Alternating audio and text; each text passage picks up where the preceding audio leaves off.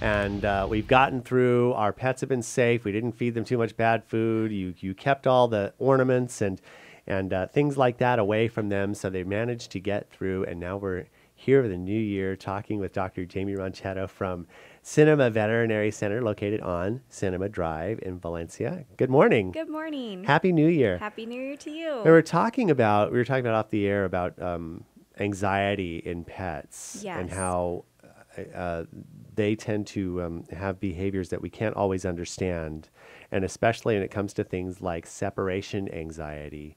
And how maybe we just know it's separation anxiety, but why is it that some dogs have it and others don't? Mm-hmm. And what can we do to prevent it or stop it? Or when we have puppies, what can we do to not have them do that? Right. Anxiety and separation anxiety can be really tough subjects and behaviors to try to fix, and it can be really frustrating. But trying to understand what sets them off and helping to stop them from becoming overstimulated to those things will help a lot. A lot of times with separation anxiety, dogs have certain triggers that you might not even realize are triggering them to start getting anxious even before you leave.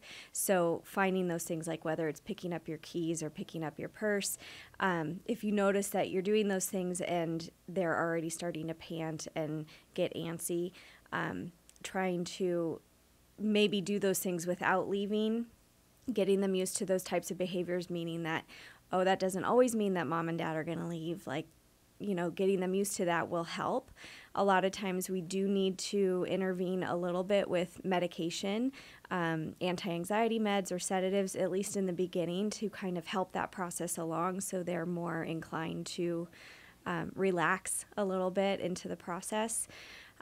Crate training sometimes helps a lot with dogs, so they have a safe place to go. They feel safe while you're away, and you know that they're not going to get into any trouble.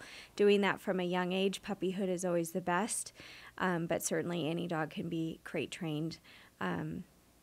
Cats, on the other hand, cats oftentimes don't have as much separation anxiety as dogs, but they can have anxiety for other reasons.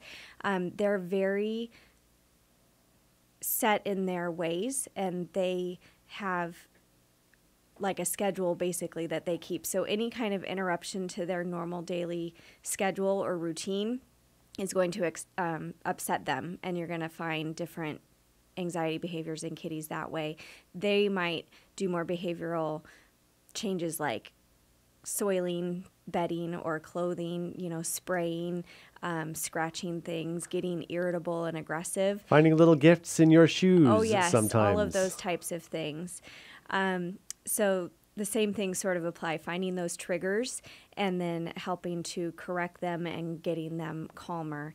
And again, with both dogs and cats, not only can we use medication that we would give orally, but they also sell pheromone spray that you can spray on surfaces or plug into the wall, like outlets, diffusers. So it's not anything that you would smell in your house, but having those going all the time sets off sort of calming vibes for them. Does it keep the whole house calm? Can I plug that in when I'm stressed, or does it work that way? Just for dogs and cats, unfortunately. Man. But and it's really important to understand too that when your pets act like this, is not to react in anger or raise the level of stress in your own actions. Exactly. Right? They're not out for revenge or to spite you. They can't talk, so they're trying to show us in other ways that something is upsetting them.